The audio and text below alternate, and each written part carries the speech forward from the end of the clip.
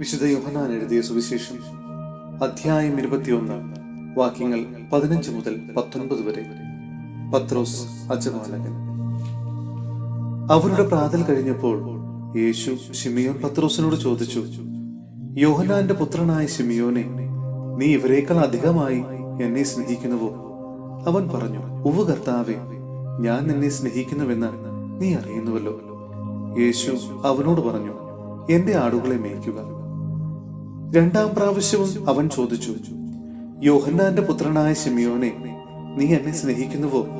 അവൻ പറഞ്ഞു, ഉവ്വ് കർത്താവേ, ഞാൻ നിന്നെ സ്നേഹിക്കുന്നുവെന്ന് നീ അറിയുന്നുവല്ലോ. അവൻ പറഞ്ഞു, എന്റെ കുഞ്ഞാടുകളെ മേയ്ക്കുക. അവൻ മൂന്നാം പ്രാവശ്യവും അവനോട് ചോദിച്ചു, യോഹന്നാന്റെ പുത്രനായ ശിമിയോനെ, നീ എന്നെ സ്നേഹിക്കുന്നുവോ? തന്നോട് മൂന്നാം പ്രാവശ്യവും നീ എന്നെ സ്നേഹിക്കുന്നുവോ എന്ന് അവൻ ചോദിച്ചതുകൊണ്ട് പത്രോസ് ദുഃഖിതനായി. അവൻ പറഞ്ഞു, കർത്താവേ, നീ എല്ലാം അറിയുന്നു, ഞാൻ നിന്നെ സ്നേഹിക്കുന്നുവെന്നും നീ അറിയുന്നു. യേശു പറഞ്ഞു, എന്റെ കുഞ്ഞാടുകളെ മേയ്ക്കുക. സത്യം സത്യമായി ഞാൻ നിന്നോട് പറയുന്നു, ചെറുപ്പമായിരുന്നപ്പോൾ നീ സ്വയം അരമുറുക്കുകയും ഇഷ്ടമുള്ളിടത്തേക്ക് പോവുകയും ചെയ്തിരുന്നു. എന്നാൽ പ്രായമാകുമ്പോൾ നീ നിന്റെ കൈകൾ നീട്ടുകയും മറ്റൊരുവൻ നിന്റെ അരമുറുക്കുകയും നീ ആഗ്രഹിക്കാത്തിടത്തേക്ക് നിന്നെ കൊണ്ടുപോവുകയും ചെയ്യും. ഇത് അവൻ പറഞ്ഞത് ഏത് വിധത്തിലുള്ള മരണത്താൽ പത്രോസ് ദൈവത്തെ മഹത്വപ്പെടുത്തും എന്ന് സൂചിപ്പിക്കാനാണ്. അതിനുശേഷം യേശു അവനോട്, എന്നെ അനുഗമിക്കുക എന്ന് പറഞ്ഞു.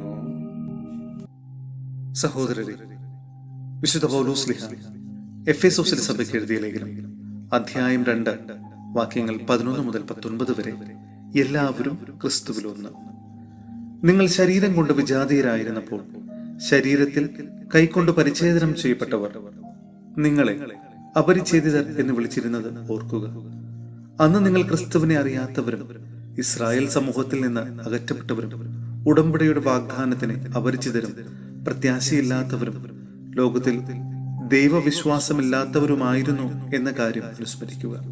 എന്നാൽ ഒരിക്കൽ വിദൂരസ്ഥരായിരുന്ന നിങ്ങൾ ഇപ്പോൾ യേശു ക്രിസ്തുവിൽ അവന്റെ രക്തം വഴി സമീപസ്ഥരായിരിക്കുന്നു.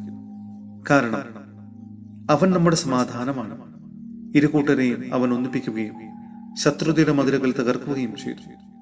കൽപ്പനകളുടെയും ചട്ടങ്ങളുടെയും ആധിപത്യം അവൻ തന്റെ ശരീരത്തിലൂടെ ഇല്ലാതാക്കി.